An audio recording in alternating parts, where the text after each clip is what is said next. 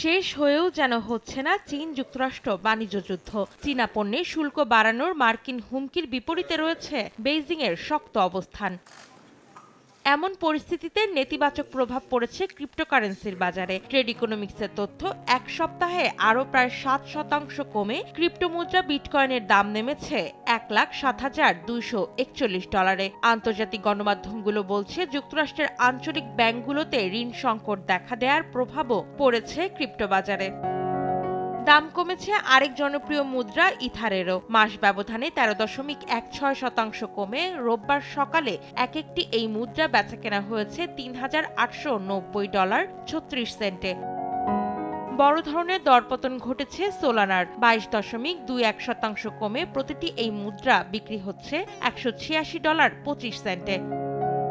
মাসের হিসাবে বাড়লেও সপ্তাহ ব্যবধানে নিম্নমুখী বাইন্যান্সের দাম। এক সপ্তাহে 16.45% কমে এই ক্রিপ্টো মুদ্রার দাম নেমেছে $1,085.60। অন্তরা সেন, সময় সংবাদ।